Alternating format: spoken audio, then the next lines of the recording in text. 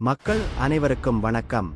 இந்த படைக்கு அபார சக்தி இருப்பதாக இராணுவ அதிகாரிகள் தெரிவிக்கின்றனர். கடந்த 5 மாதங்களாக தீவிர பயிற்சி பெற்ற இந்த வீரர்கள் அகண்ட பிரஹார் என்ற கூட்டு பயிற்சியில் தங்களின் வலிமையை நிரூபித்துள்ளனர். இதனைத் தொடர்ந்து ருத்ரா பிரிகேட்கள் என்ற புதிய அமைப்பு உருவாக்கப்பட்டுள்ளது.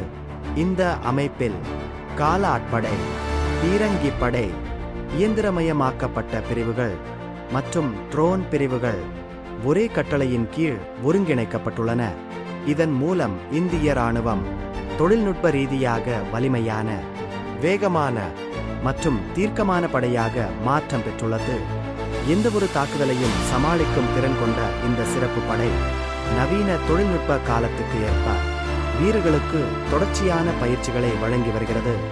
மத்திய அரசு பாதுகாப்பு படைகளை மறுசீரமைக்கும் நடவடிக்கைகளை தீவிரப்படுத்தி வரும் நிலையில் இந்திய இராணுவம் எதிர்கால போர்க்கால சவால்களை எதிர்கொள்ள பெரிய மாற்றங்களை மேற்கொண்டுள்ளது.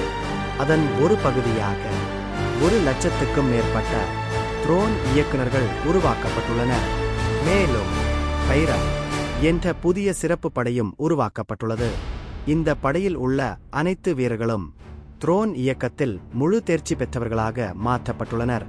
இந்த மாற்றங்கள் இந்திய இராணுவத்தை எதிர்கால போருக்கு முழுமையாக தயாராக்கும் என்று எதிர்பார்க்கப்படுகிறது.